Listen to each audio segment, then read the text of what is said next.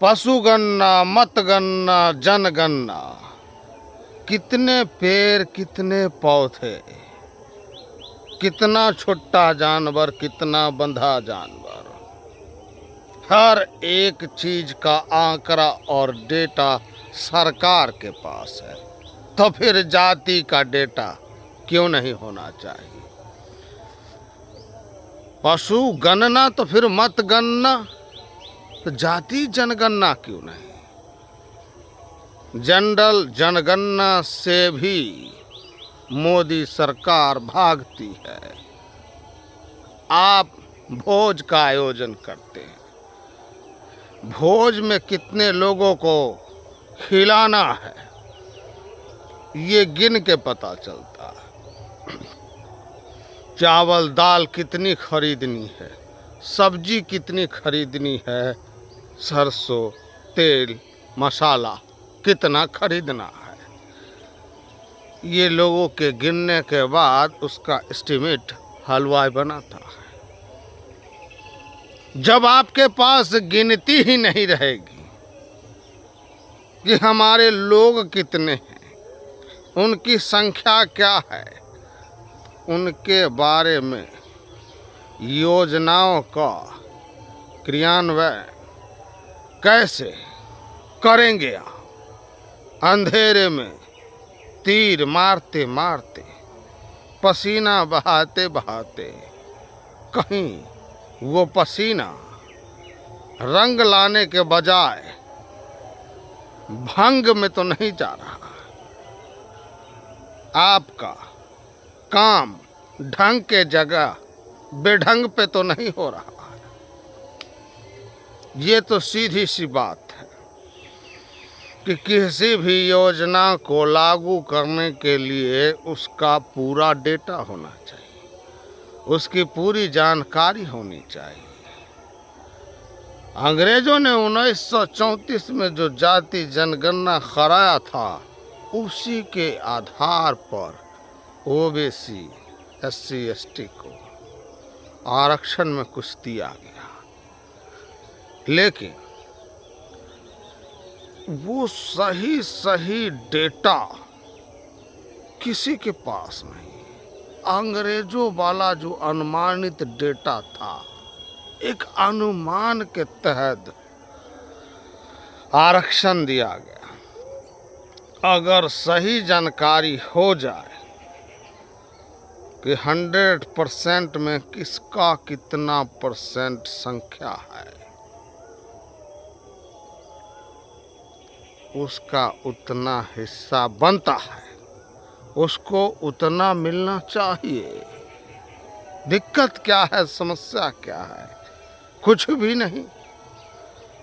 घर में 5 लोग होते हैं तो जो भोज बनता है और भोज लाने जाते हैं, जो महिला आ नहीं सकती भोज खाने, उसका जो खाना मिलता है भोज में, उसे पारस कहते हैं।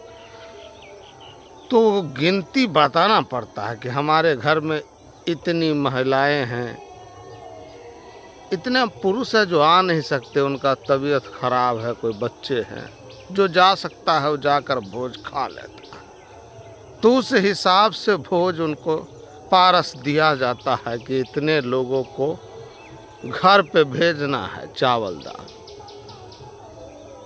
और जब गिनती नहीं बताई जाएगी कैसे होगा? कोई 5 है, कोई 3 है, कोई 2 है, उसी हिसाब से चावल दाल सब्जी भेजा जाता है। तो जब ये पता पड़ जाएगा कि किसकी कितनी संख्या है, उस हिसाब से उसको आरक्षण में भागीदार बनाया जाएगा। लेकिन जाति जनगणना गिनने के बाद जाति जनगणना का सपोर्ट बीजेपी नहीं कर रही है, कर देना चाहिए। क्या होगा जाति जनगणना से? जब तक जाति जनगणना का डाटा क्लियर हो जाए, तब तक हर चीज को प्राइवेटाइजेशन कर दो। प्राइवेट करने के बाद वो आरक्षण का लेकर ढेला फोड़ेगा। जब हर चीज में प्राइवेट कंपनियों का दखल हो जाएगा।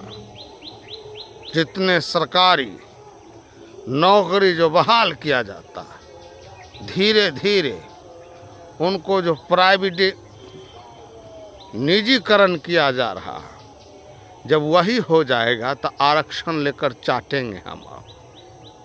वही कर रही है ये सरकार बीजेपी। कोई गिन रहा है, अपना जात गिनने दीजिए। आप प्राइवेट कर रहे हैं, तेजी से कर लीजिए। वो जाति जनगणना धरी की धरी रह जाएगी। एक झटके में सबकी सरकारी नौकरी चली जाएगी। आपको खुश होना चाहिए। रातों रात कर्नाटक में जब मुसलमानों के 4% आरक्षण को आप चाट जाते हैं और 2-2% लिंगायत और बोकालिंगा में बांट देते हैं, तो फिर ये नौकरी चाटना कौन सी बड़ी बात है। बिहार में कहाँ से शराब आ जाता है, इस पर सवाल करते हैं, लेकिन जम्मू कश्मीर में कहाँ से RDX आ जाता है, इस पर सवाल नहीं करते।